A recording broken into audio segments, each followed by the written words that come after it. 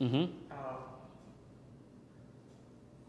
Is the trustee the same as a person that has power of attorney / executiveship or something like that? Not always.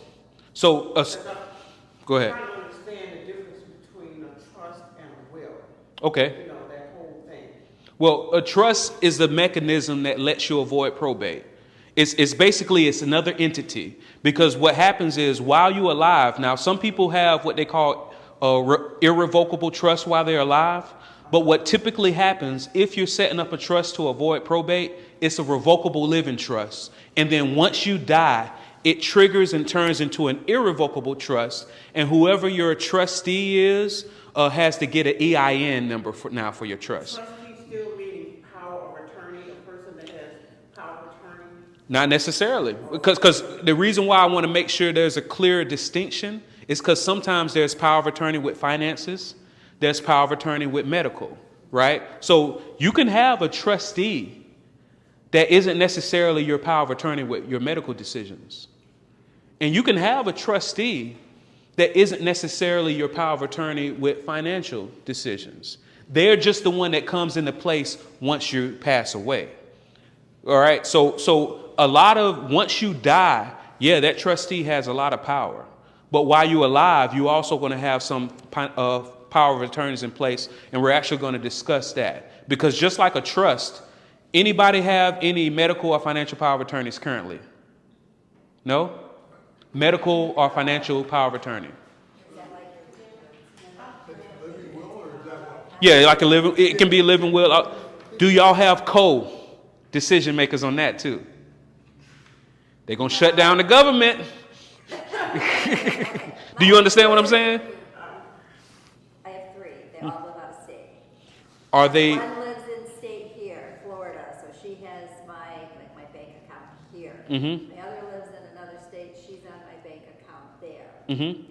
So it sounds like the solution that you've been using so far is what they call joint tenancy.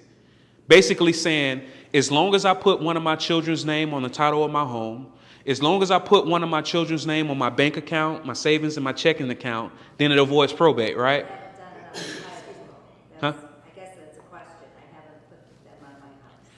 Look up Ladybird deed. You heard of that? Yeah, when my husband passed away, I did not get a chance to take advantage of that. Mm-hmm. And you wish you did. Huh? You wish you did? You wish I did? No, I'm asking. You said you didn't get a chance to No, do. I didn't.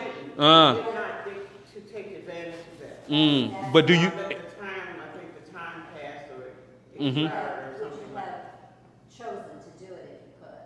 Did I have what? Would you, had in a retrospect? chance to use it, would you have done the Ladybird deed, is what he's asking. I don't know. Gotcha. So, because since you were married, it's a different situation, right? But however, if you've never heard of Ladybird deed, what it is not every state allows you to do it, but the state of Florida allows you to put, it's what they call, some of you probably heard of what's called a life estate. Now, a life estate, there's a disadvantage to it, because once you set up your life estate, whoever the beneficiary is, if you decide to sell your house or refinance your house, you got to get that beneficiary's permission. Who wants that? But a Ladybird deed, it allows you to still set that up, file it with the clerk downtown, and whenever somebody files your death certificate, whatever you put in your Ladybird deed will automatically take place. Some people have it to where the Ladybird deed transfers the property to another individual. Some people have it, which a lot of my clients do, they have it to where the Ladybird deed automatically transfer the property to their trust.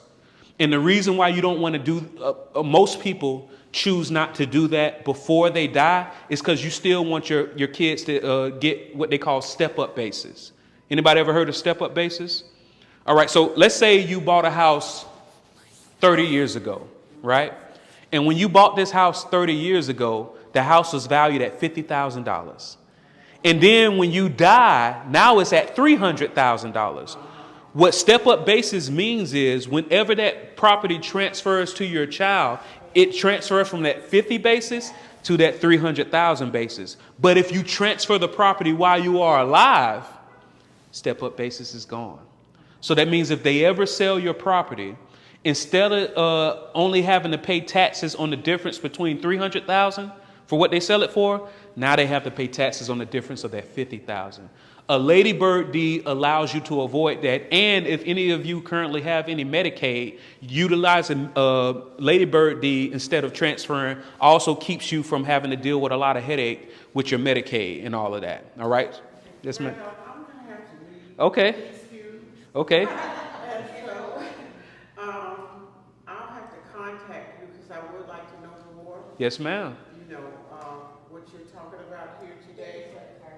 Because my husband did not leave a will, although many times I tried to talk with him about it. Try to convince them. And it was something he didn't want to really talk about, dying and all that. But, you know, I need some direction, I got you. you know, so, I will get. No, I got you. I keep a box of Kleenex in my office for a reason.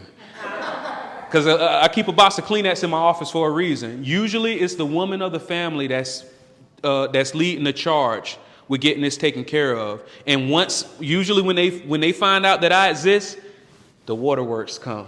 And I'm like, here you go. You know what I mean? I got you. All right. So yeah, Lady Bird deed. Let me get this going again. All right.